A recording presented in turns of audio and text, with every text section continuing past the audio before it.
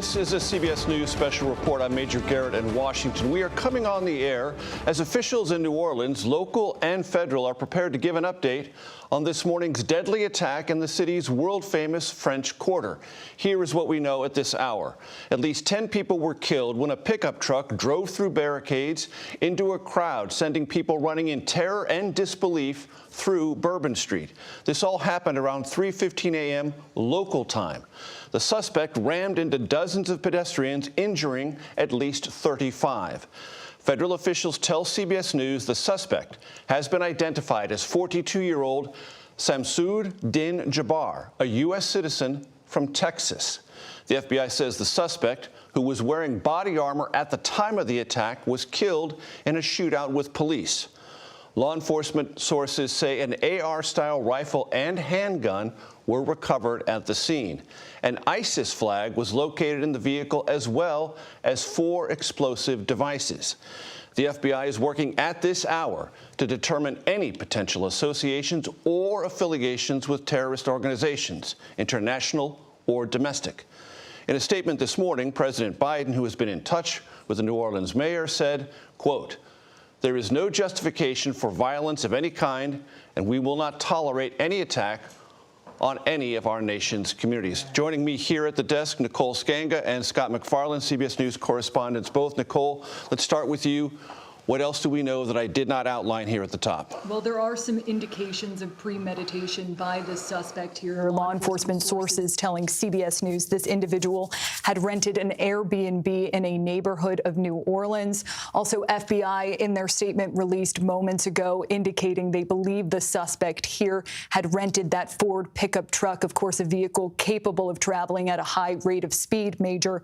Beyond that, maneuvering around bollards, although there is a question of how the city of New Orleans prepared for New Year's Day and, some of the public crowds that were expected. Questions remaining, though, for the FBI, that is the lead in this investigation. Were there any accomplices?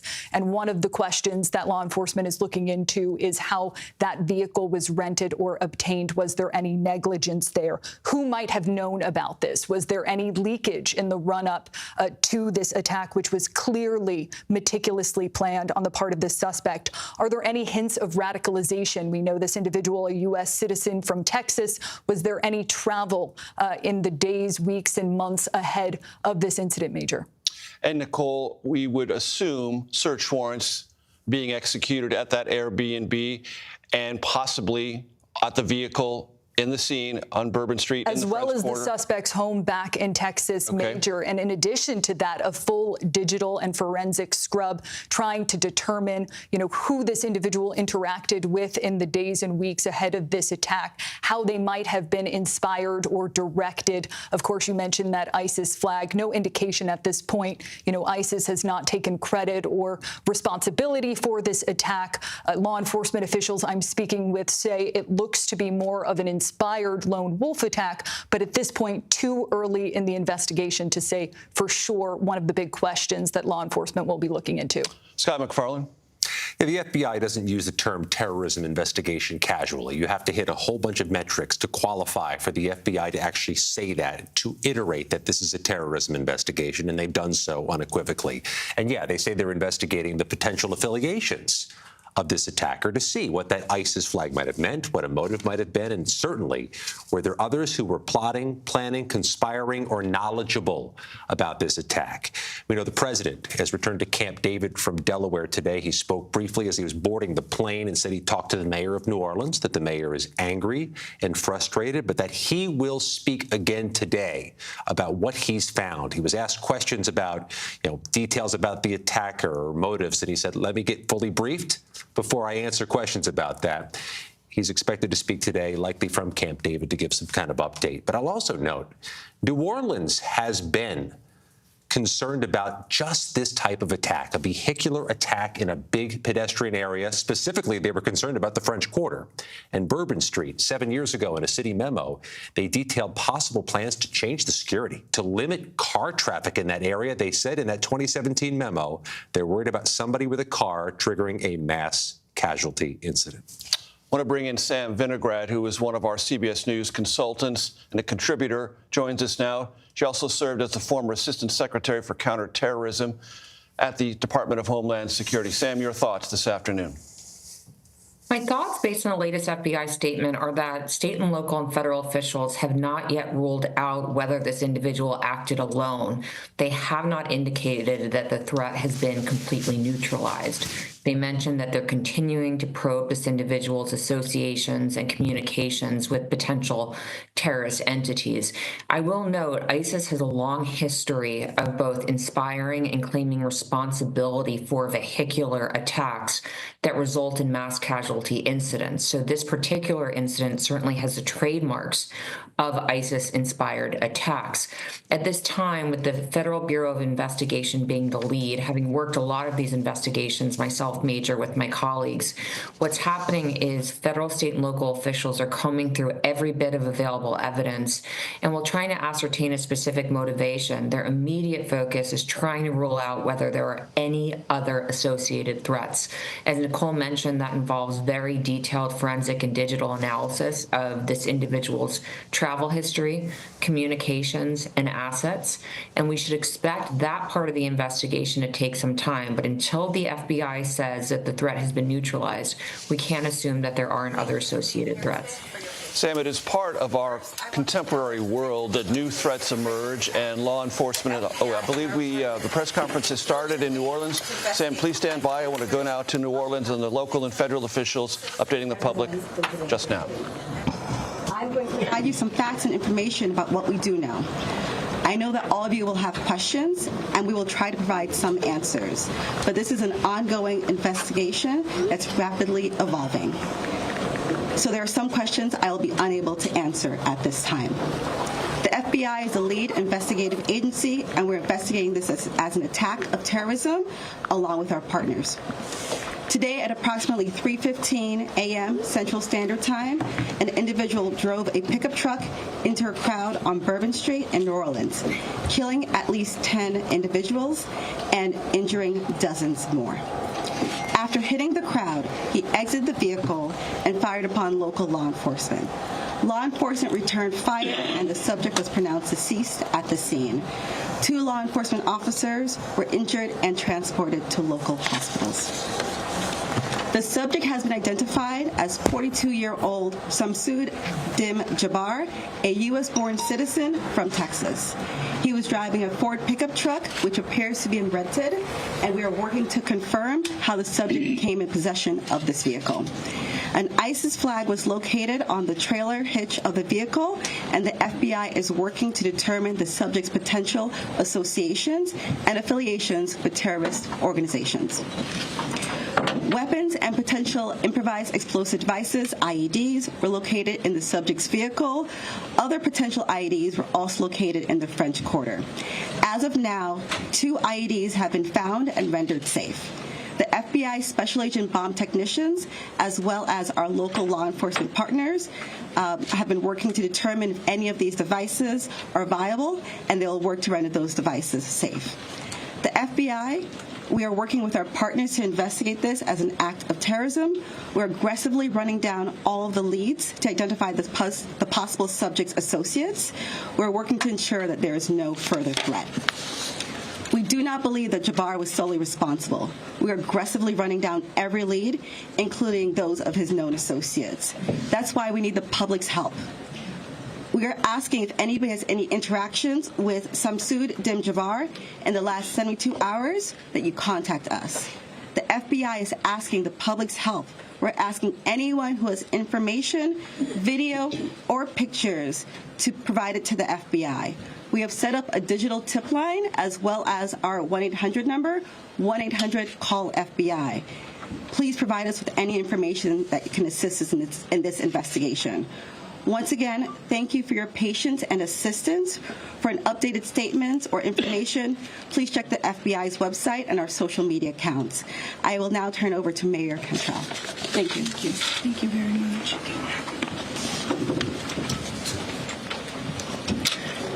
Thank you, Agent Duncan, for your leadership and the full support of the FBI.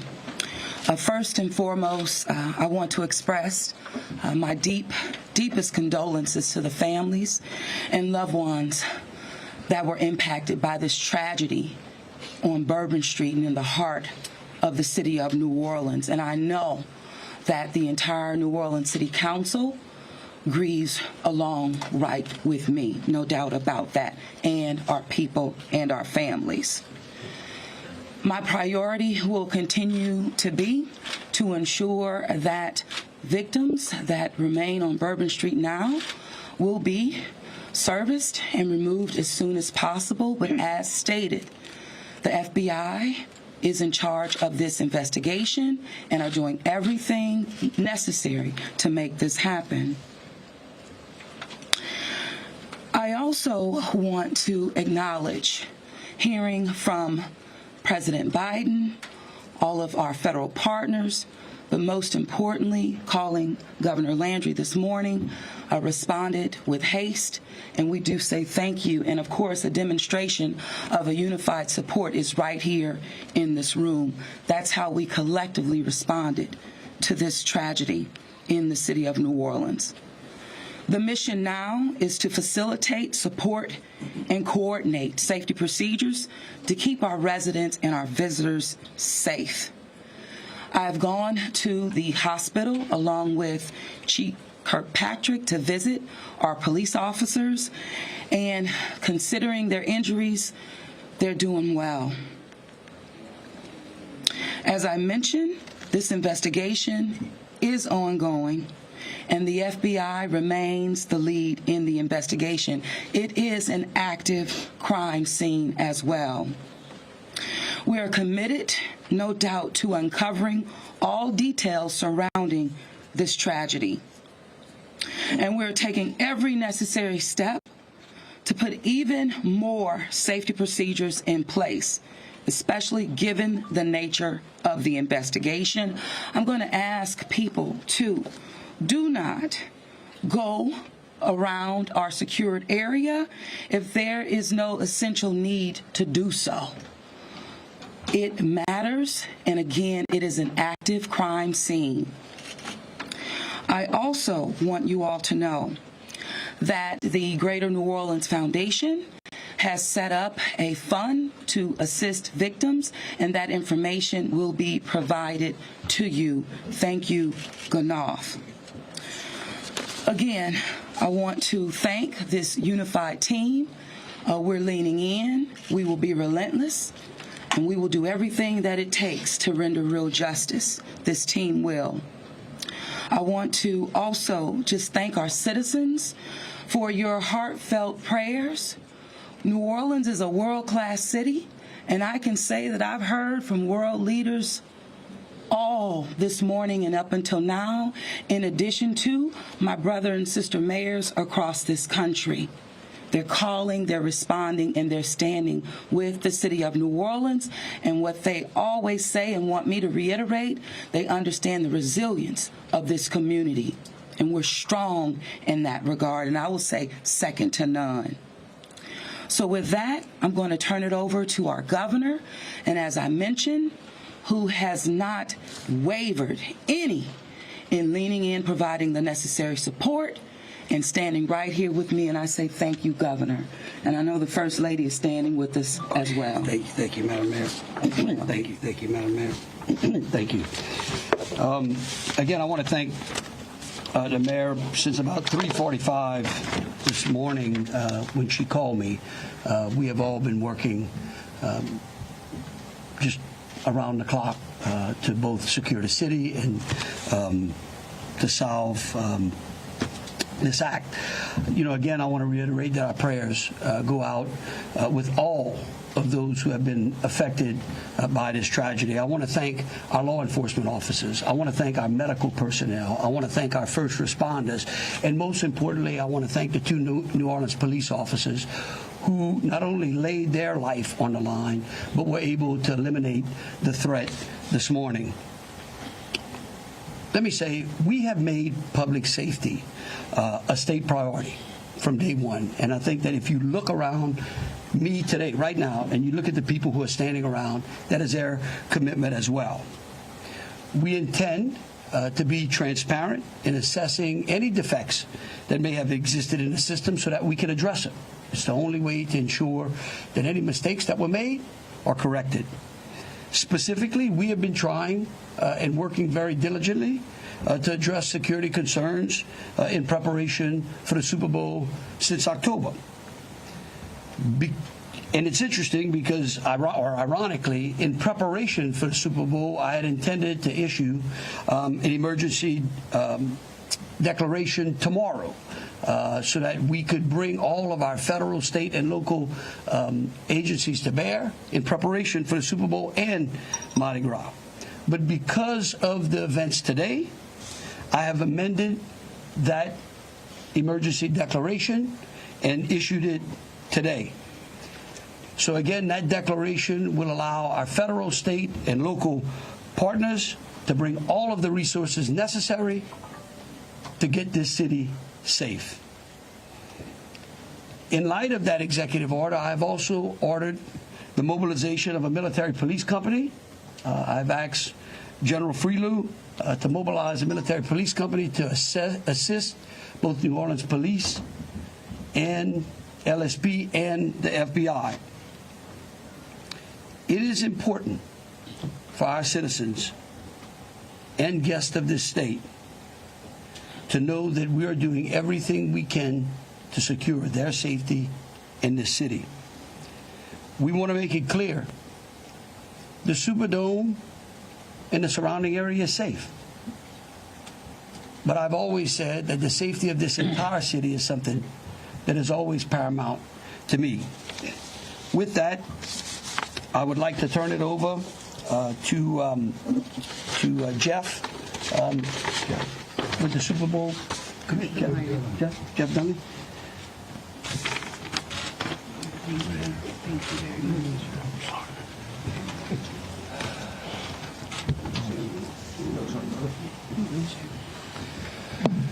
Good afternoon. Obviously, we wish we weren't here for this reason today.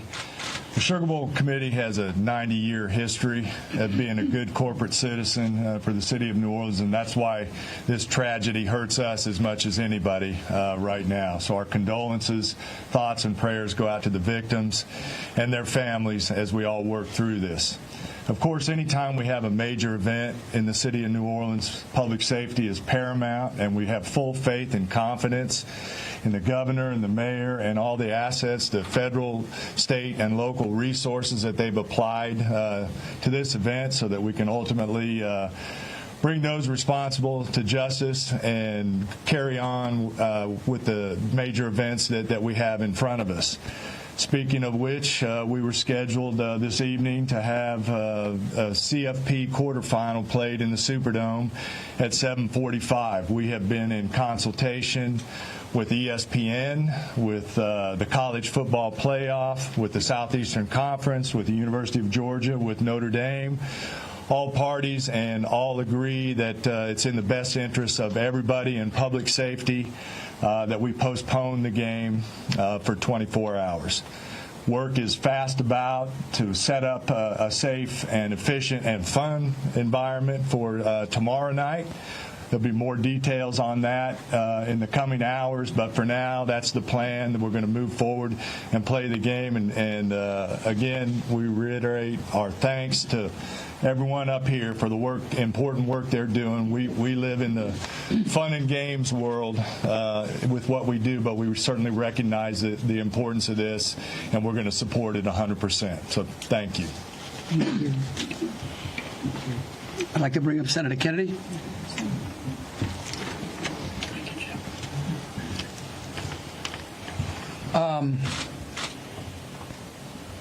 I wish I understood better why bad things happen to good people. If I make it to heaven, I'm going to ask.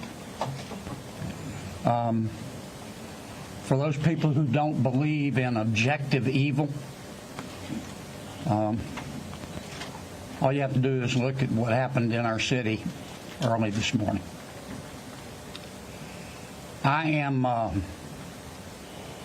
If this doesn't trigger the gag reflex of every American, every fair-minded American, I'll be very surprised. I'm here because these are my people. I'm here because these are my people's friends. I'm here because there are a lot of Louisianians that are scared tonight. I don't want them to be. There's a lot of information going around. Some of it is actually true. Some of it isn't. The federal government is now in charge of this investigation. By that, I mean the White House, the FBI, the Department of Homeland Security, and the Department of Justice. I have not talked to the FBI. Maybe they've talked to my staff. I don't know. I did talk to the Secretary of Homeland Security a little while ago. And I told him that with all the respect I could muster, that we expect to put the full force and resources of the federal government behind this investigation. Our state troopers, our local police departments, our sheriffs, we've got many sheriffs here today, have been terrific so far. The federal government is cooperating with them. I hope that will continue. Here's what I want to ask from the federal government. Catch these people. Catch these people. And then tell the American people the truth. Now, I don't want you to tell us yet anything that's going to interfere with your investigation. And there are things that I've been told that I think are true that I'm not sharing with you today because it could interfere with their investigation. But after we get to the bottom of this, they need to tell the American people the truth, and the people in New Orleans the truth, and the people of America the truth. I think the mayor and the governor are very wise to postpone this ball game for 24 hours. There's just too much stuff we don't know, and it's just not worth it. But I guess my final point is, I will promise you this. I will, when it is appropriate and this investigation is complete, you will find out what happened and who was responsible. Or I will raise fresh hell. And I will chase those in the federal government who are responsible for telling us what happened, like they stole Christmas. Thank you, Senator Kennedy. Congressman Carter, I think. Thank you, Governor. Thank you, Mayor. Thank you, Senator Kennedy. Thank you to all of our law enforcement agents for doing a yeoman's job, for stepping up at a time when we needed you most, for employing the resources of all of our partners. This is all hands on deck, from the White House all the way down. I've been in communication with the White House since early this morning, Secretary Mayorkas, leaders in all of our federal, local, and state agencies. The President has made it very clear that he intends to bring every resource to bear to not only tell the truth, but to provide the resources to bring these cowards to justice. I want to personally thank the men and women in uniform who put their lives on the line to protect our citizens and our visitors. To our mayor and our governor for acting expeditiously and bringing us all together. To our sheriffs from the surrounding areas who have been Johnny on the spot, recognizing that if it happens in New Orleans, it can happen anywhere. We don't have the luxury of being myopic. In this community, we work together. We don't point fingers. We don't blame. We go after the bad guys. Let it be clear that the full faith and credit of the United States and every agency therein is on the ground, working. And for those who may have played a role in this horrific act of cowardice, we will find you. We will bring you to justice. New Orleans is a place that heralds its ability to protect its citizens, that heralds its ability to manage major events, Super Bowls, Sugar Bowls, Mardi Gras, Jazz Fest, Essence Festival, you name it, no one does it better than law enforcement in New Orleans and in the surrounding area. Kudos to those two officers who've been wounded. Our hearts go out to those who lost loved ones. Our hearts go out to those who are wounded and on the mend in the hospital. Citizens, now is the time to stay calm, to be vigilant. This is not a time to come out to sightsee. Listen to your federal, local, state officials. Be vigilant. If you saw something, say something. If you know something, tell someone. There are tip lines, there's information available. Please, all hands on deck. Rest assured that the decision that was made to postpone the game was not done lightly. It was done with one single thing in mind: public safety. Making sure that the citizens and visitors of this great city, not only for this event, but for every event you come to in Louisiana, that you will be safe. And we will use every resource possible, as the governor has said, as the mayor has said, and every law enforcement agent here has said.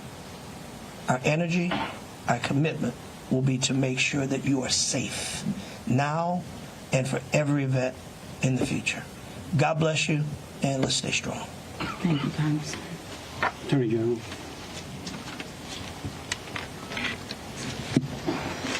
I first want to extend my sincerest condolences to the families of the victims. Parents got a phone call early this morning, that no parent ever wants to receive. And as a parent of children who come to New Orleans and spend time here, I know that that is just something that, we hold our breath sometimes till they're home safe, and some people did not come home safe. And we also have some people who are fighting for their lives right now in the hospital. So I'd ask everyone to pray for them. They need our support, and they need our prayers. This was a heinous act, a heinous, cowardly act, and we will find them, and we will bring them to justice. My office will be providing both investigative and prosecutorial support to the City of New Orleans, to the District Attorney, Jason Williams in New Orleans, as I have done for months. We will continue to do that. We will provide the governor with whatever support that he needs, and the Governor's Office of Homeland Security, whatever support that they need. I'll be here to help. I will be here to stand with the City of New Orleans. We will bring them to justice. Thank you. Thank you. Thank you, Governor. Thank you, Governor and Madam Mayor. For those who do not know me, my name is Ann Kirkpatrick. I'm the Chief of Police of New Orleans. My official title is Superintendent, but my role is as Chief of Police. You've heard some of the details today, and over the last 24 hours, we had approximately 400 officers in the French Quarter. And as we know, this is not just an act of terrorism. This is evil. And when we face evil, we have a choice. We can run in fear, or we can indeed stand in strength. In a time of crisis, people are looking for leadership. You are looking at the leadership. And I promise you, as the Chief of Police of this city has been tried by fire before. But fire purifies. Fire makes things stronger. We have a plan. We know what to do. We are going to get these people. There is a path forward. Very pleased that we will be back to having a wonderful game tomorrow night. New Orleans police have proven their ability to make the city safer. Just 2 years ago, we were the murder capital of America. Today, from that time 2 years ago, we have driven our murder rate more than 50% down. So we have a track record. But this is different because it's terrorism. Now, I want to thank all of our law enforcement partners. You're fabulous, and we appreciate the partnership. But last night, 3 of our officers engaged this terrorist who shot at them. 3 of the officers returned fire. Those officers did not run in fear. I liked what the mayor said this morning. New Orleans police and all law enforcement is built. We are built for dealing with evil, with things that would cause others to be in fear, but instead our officers, and last night NOPD in particular, stood strong. They did not run. They did kill the terrorist. We have 2 officers indeed who received gunfire. They will be okay, and we have personally gone to see them. But this is leadership for you, and I promise, as the chief of police of this fantastic city, that I will be strong and firm and fearless. Thank you. Thank you, Chief. Thank you. In wrapping it up, I want to just close with a couple of things. I want to thank Senator Kennedy and Congressman Carter. I want to thank again all of our law enforcement officers out there. I want the families of the victims to know that I will be issuing an executive order that tomorrow, when Notre Dame plays Georgia, every flag of every state building in this state is going to be at half-mast. In remembrance of them, but remembering something else. That fear in this state is a liar. And these folks right here are going to make sure that justice is served. And for the citizens out there that were saying, well, man, do I really want to go to the Sugar Bowl tomorrow? I tell you one thing, your governor's going to be there.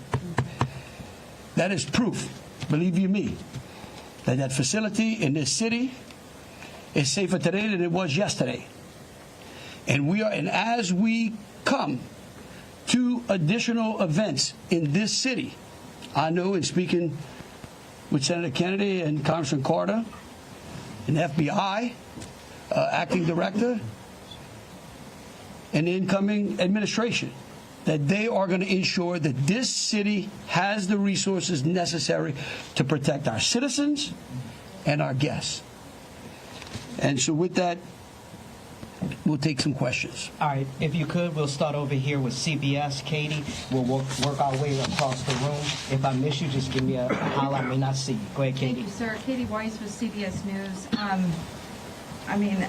I think this has been a really tough day for a lot of people, but at this point, we're hearing that the death toll, according to some FBI sources, has gone up to 15. Is this true? Who wants to answer? I can speak to it, because unless you have a final number. We do not have a final number. We know that we have confirmed 10, but we did have people who had been transported who were in critical condition. And so I do not know that, but I can confirm 10. And one quick follow-up question, if I may. We know that there have been some local records in Texas about a misdemeanor background on this suspect. Any signs or warnings ahead of time about this person or their plans for what happened this morning? Because that is the investigation part, I will give the FBI.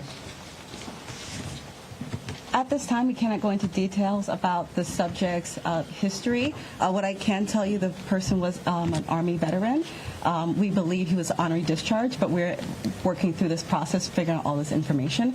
The goal with the FBI is providing you with the most accurate and complete information. So once that information is confirmed, we'll make sure we push that out. Thank you. Ariel. At this time, do you know exactly, as far as the victims, how many are from here in Louisiana versus out of state, and their ages maybe?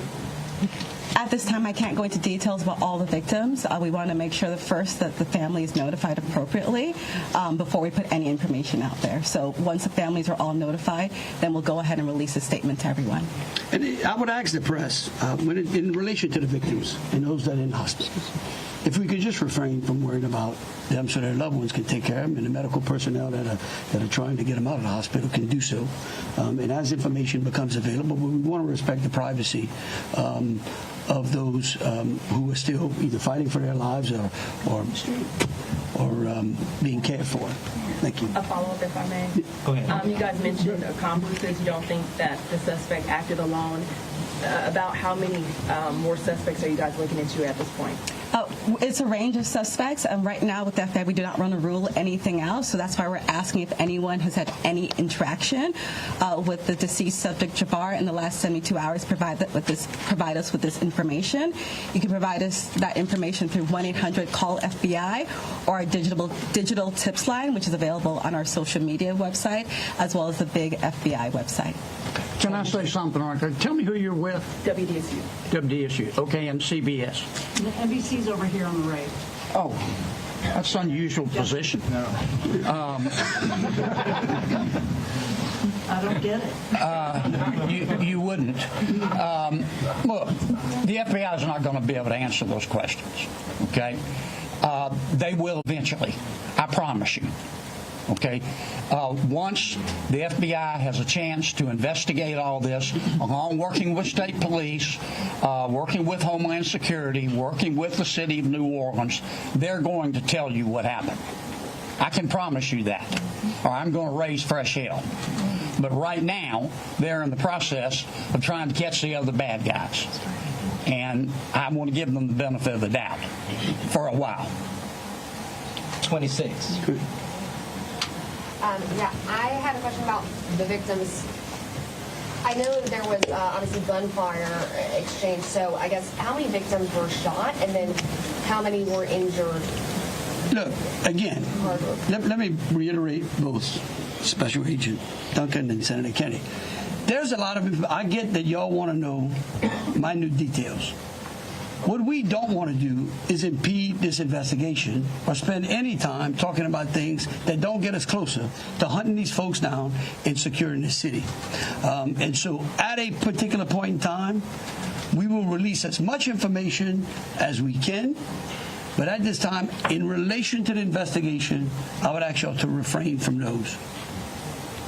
So, ladies and gentlemen, if we're going to just have more of the same as the governor just said, we're going to provide that information, but we're going to wrap the press conference now. Hold on a second. Hold on. Let me finish. You weren't listening. If all of the questions are more of the same, what the governor just said in position, we won't be doing that to provide that information. And if you have a quick, different question, then let's do that quickly and move on. Okay? My question. Hold on. That's in an orderly fashion. You say there are multiple. Ma'am, hold on, sir. Hold on. Then who was next? We had over here. Hi, Rachel Wolf from the Wall Street Journal. You said you are confident there are multiple suspects involved. What makes you confident in that? Well, like, why would we tell you that? Again, again, we want to answer pertinent questions. But anything that would lead to impeding or endangering this investigation is not going to be said, okay? And we will, as information unfolds, this is a very fluid process. And remember something, too. We're doing two things. We're hunting some bad people down, and we're securing the city, too. We're getting ready for a Sugar Bowl tomorrow. So if y'all would, again, if you have questions regarding Sugar Bowl, the safety of the city, or something to that effect, we're happy to answer. There's over here. Okay, go ahead. Go ahead, Alyssa. Give me 1 second. Usually in parts of the French Quarter, specifically in parts of Bourbon Street, there are bollards.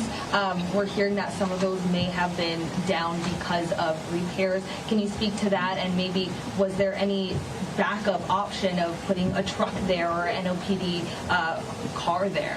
Well, let me tell you, I'm going to let the mayor answer. I want you to know that's one of the first things I thought of this morning when the mayor called me, okay? And I will tell you that whatever the problem was is going to be solved. Thank you, Governor. Thank you, Governor, and thank you for the question. I do understand that it's been on your radar since this morning. As it relates to the bollards on Bourbon Street, over 10 years ago, over 10 years ago, the city of New Orleans implemented an infrastructure project placing bollards on Bourbon Street.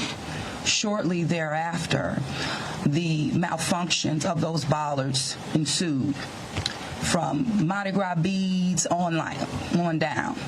But the New Orleans Police Department, of course, deemed them inefficient because they did not operate the way that they were intended to do. Because the city of New Orleans is hosting Super Bowl this year, it gave the city of New Orleans an opportunity to go further and deeper with infrastructure improvements, as we've been talking about. So as a result of that, we were able to build in bollard replacement into our Super Bowl infrastructure package. And because of that, the city of New Orleans has moved forward with that infrastructure that is nearing completion. Bollards were not up because they are near completion, with the expectation of being completed, of course, by Super Bowl, way before Super Bowl. But that is the reason.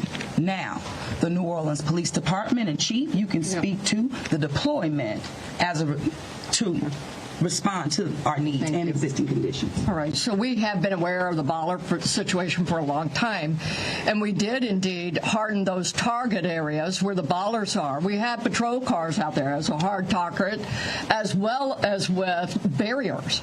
Now, I want to share with y'all, if you did not know, that this particular terrorist drove around onto the sidewalk and got around the hard target, where he did have a car there, we had barriers there, we had officers there, and they still got around. Now, the wedges that you see out there as well, we knew that had malfunction problems. And I want you to understand, let's say we put the wedge up and it got stuck. There is no way that ambulance could get in or out, people couldn't get in and out, so we knew that these were malfunction. So we did indeed have a plan, but the terrorist defeated it. A follow-up, if I may. Let me just say this. We recognize we got a problem right here, right? We're going to fix it. It is going to be a top priority as we go into the Super Bowl in Mardi Gras, and the solution that we're going to come up with is going to be a permanent one. It's going to be placed into the standard operating procedure of having major events and securing that quarter. A follow-up, if I may. Obviously, Sugar Bowl postponed till tomorrow, but I'm sure after that game, a lot of people are going to want to celebrate. Are there plans to keep Bourbon Street closed? What does that look like? So right now, Bourbon Street is an active crime scene, and the FBI is in charge of it. When they clear it, and it does not become an active crime scene anymore, we're going to open it up. Potentially. Olivia Dunn with Fox 8. Can we ask about this military police presence that you want to call it? Is this a private security like Blackwater? Also, would that be a first that a private security firm is mobilized to supplement local and state law enforcement? No. We're not. This is our National Guard. Yeah. These are our citizens that we're bringing in. It's a military police company that we recognize we need some more resources. We need some more boots on the ground because, again, what we're doing now is twofold. We've got an active investigation, and we've got to enhance security. Before this event, we were just enhancing and working on security. So we brought some additional resources. Jesse Kirsch with NBC News. Thank you for holding this press briefing. I just want to clarify something first. You were just talking about bollards that are being repaired. Talk about a lift gate that are replaced and then a lift gate that's not been working. Was there a vehicle in place of that lift gate last night? Were there things in place of those bollards which are being repaired? Sure. The chief spoke to the plan in place, and that is yes. That was indeed. So anything that is currently in the midst of being repaired had a backup replacement. It had vehicles and officers were there where all of those ballasts have been. We had that. We knew. So we did have it. And like I said, in this particular case, terrorists just went all the way around up onto the sidewalk. And for the lift gate, what about for the lift gate? Was there a vehicle like backing in and out to block that lift gate area, or was that just down and open? Because that's what we've heard from witnesses. Chief, Captain. The reason I'm calling the captain, he's the captain over that district, and that is a question I'm going to let him address for you.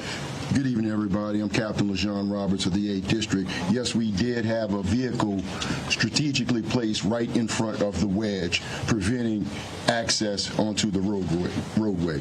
And in terms of the framework of security that was already in place on Bourbon Street, I know this is an ongoing project of improvement, but with how that was all aligned, was someone getting up on a sidewalk considered impossible or nearly impossible, or was this not something you expected you would have to account for? Yes, of course, it wasn't something we expected to account for. The bollards they're actually wedges. They're strategically placed 5 locations throughout the French Quarter on the roadway. This particular terrorist drove onto the sidewalk behind the police car to gain access to the 100 block of Bourbon Street. So if you're worried about someone ever driving down Bourbon Street, why weren't you worried about someone driving up the sidewalk in the same way, or at least bracing for you the same way for all these years? All right, look.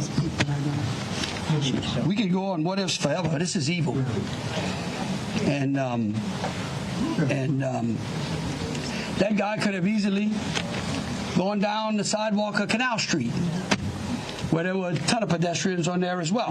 And there are That's right. on some sidewalks, so that's I'm right. just asking. Hold on a second. We're gonna move on. Chelsea, go ahead. Just want you to know, however, we recognize, I said earlier, that where there are defects in this system, we are going to be transparent, and we are going to address them with the city and make sure that we fill those gaps as best we can. Yeah. Yeah, Chelsea Grace with Axios. I have a question just about sort of ongoing public safety today. Special Agent mentioned 2 possible IEDs. Were those in the same location? Should residents in the French Quarter or elsewhere be concerned about potential other situations?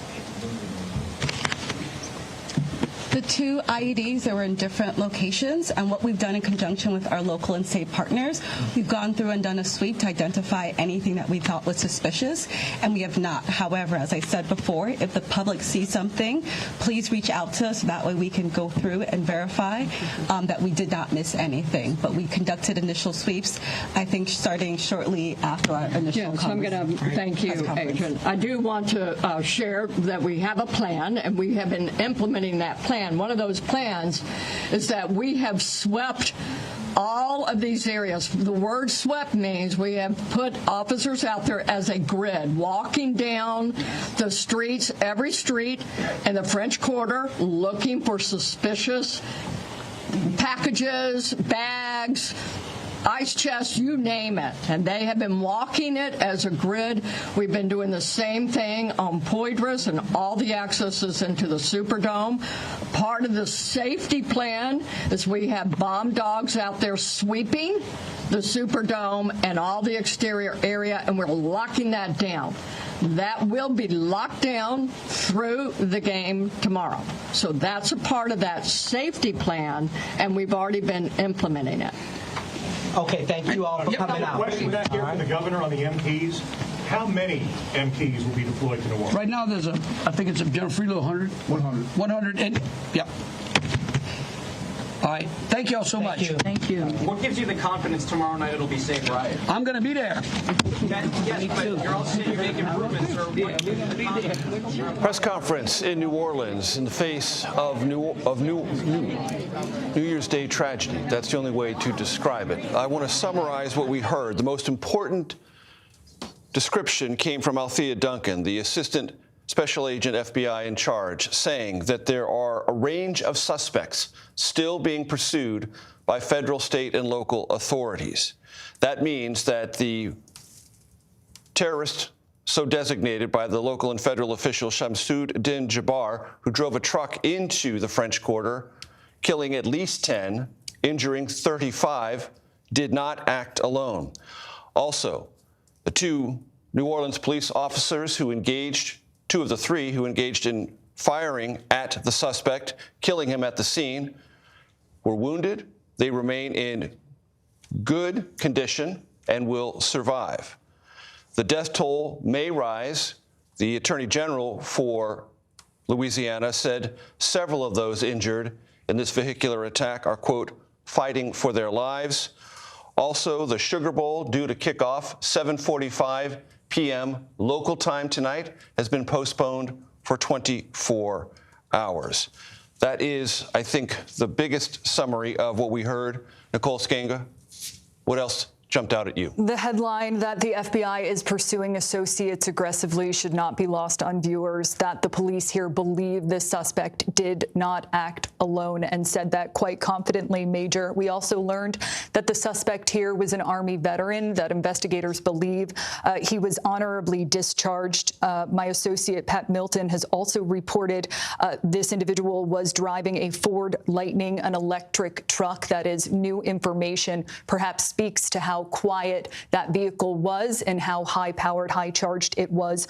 Also learning about some of the safety measures that have been put in place in the days and weeks ahead. The governor there saying that he has signed an emergency declaration he was intending to put into place tomorrow ahead of the Super Bowl and Mardi Gras. Now that is happening today. He has activated the military police company in addition to this, and I think, Scott McFarland can speak more to this, but it was interesting to learn about the bollards that were malfunctioning there and some of the precautions that police had perhaps put into place that did not live up to, expectations, and certainly in this case did not prevent this tragedy from happening. Scott McFarland and Kirkpatrick, the police chief in New Orleans, saying they had a plan. The terrorists defeated it by driving up on the sidewalk and hurtling that vehicle down Bourbon Street. Yeah, they didn't raise this issue unsolicited. They were asked questions about the bollard issue. We reported this morning that there's a bollard reconstruction project that's been underway for months now in New Orleans to get those things rebuilt and modernized from what they were a decade ago before the Super Bowl, which is there about a month from today.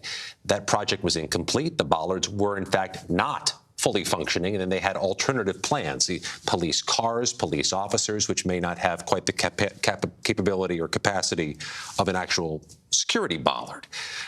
That project still needs to be completed, and they seem to be bullish on it getting done before the Super Bowl, but certainly wasn't ready for last night. But it wasn't just the law enforcement saying that there are likely accomplices. You heard that echoed by the other speakers at this news conference. It was Senator Kennedy who said it's wise to postpone the Sugar Bowl 24 hours. In his words, there's too much we don't know, and that it's just not worth it having it tonight. That may not instill a lot of confidence in the people of New Orleans right now, but he's certainly echoing what the FBI said. Also, the Congressman Troy Carter said there are cowards responsible for what happened this morning. And then the police chief saying, we have a plan. We're going to get these people. You hear the echoes of multiple people responsible. Nicole, to your point, this is a multifaceted investigation. Joining us now on the phone, CBS News producer Elizabeth Campbell. She is at the Airbnb the attacker rented in New Orleans before this tragic homicidal event. Elizabeth, what can you tell us? Well, Major, this is still an active scene that is ongoing. We have officials from FBI, from Bomb Squad, from HSI, Fire Department are all here. There is believed to potentially be more explosive in the house. They are waiting to figure that out. They're waiting for a search warrant to go in and confirm that. Out of a caution, they have evacuated all the residents in this residential area and the blocks surrounding that house. This is not how anyone want to be spending their New Year's Day. They're all stuck waiting. We saw one person who was trying to get back in to get their medication, but because the police don't know what is inside that house where the attacker was staying, they're not letting anyone back in yet. Everyone is still very much on edge, waiting to figure out what is inside there.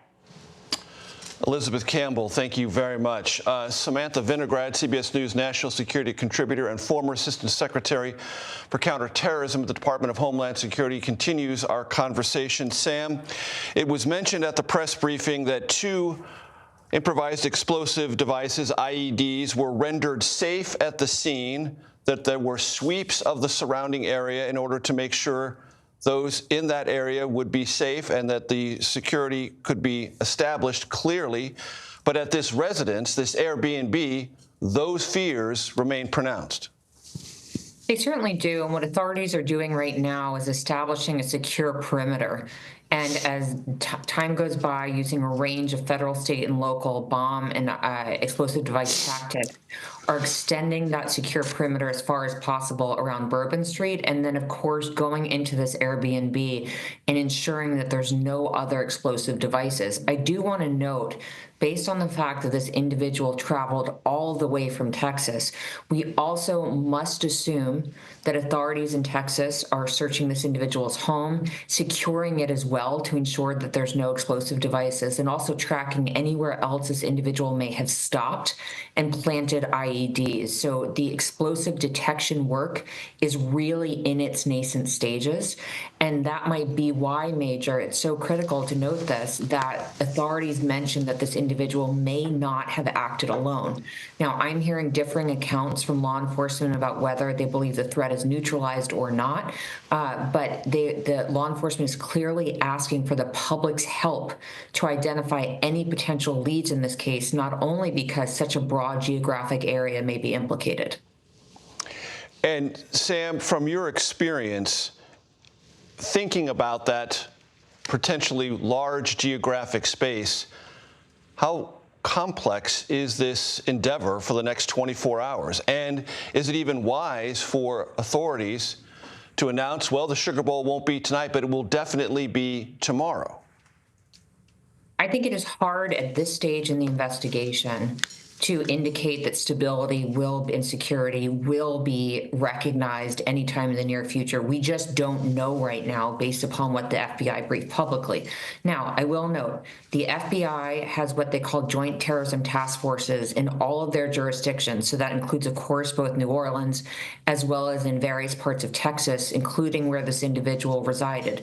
Those joint terrorism task forces, which include a mix of federal, state, and local officials, are likely utilizing all available assets, pooling information, and trying to get a picture of anywhere the attacker may have visited or frequented that currently could be under threat. So it is a very complex situation and moment, and it is clear that authorities do not yet believe that the threat has been neutralized in Louisiana and potentially in other locations as well, but they're devoting all resources to try to neutralize that threat, Major.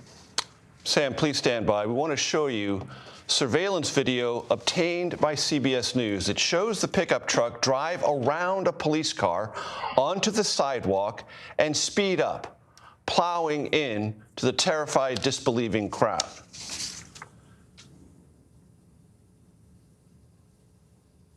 CBS News national reporter Katie Weiss is in New Orleans, where this press conference that just wrapped up occurred.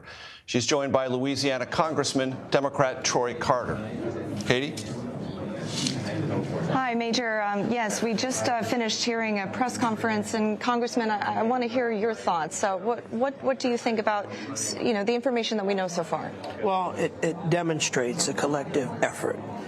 Federal, state, and local governments working together, law enforcement utilizing all the resources at hand. The president is very clear that he is going to deploy every resource possible to put the full faith and credit of the United States behind apprehending these cowards and bringing them to justice, making sure that the city of New Orleans and the surrounding area is safe.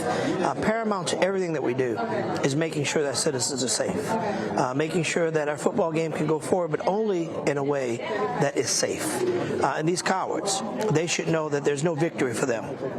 There's no victory for them. We have FBI in charge on the ground. We've got Homeland Security. We got New Orleans Police Department. We've got the surrounding sheriffs and all law enforcement all working hand in hand to demonstrate that we will find you and bring you to justice. New Orleans is a strong city. Our state is resilient, and resources are here, as evident by everything you saw today, that we're going to leave no stone unturned. Yeah, and talking about no stone left unturned, it sounds like there's still several suspects at this hour who, investigators are looking to track down. Can you speak a little bit to that? Should people in New Orleans be concerned about any further potential threats? Well, we should always be concerned. We should never let our guards down, because we know terrorism is a real threat to our homeland. So we should always be ever vigilant, and we should always pay attention. However, we should also step back, be calm, let law enforcement do its job.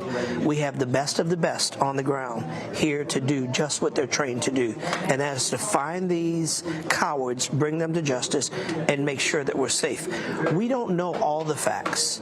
We know from evidence that's been turned out that there appears to be additional people that are part of this plot. We're going to find them. To share much more than that with threaten the sanctity of the investigation.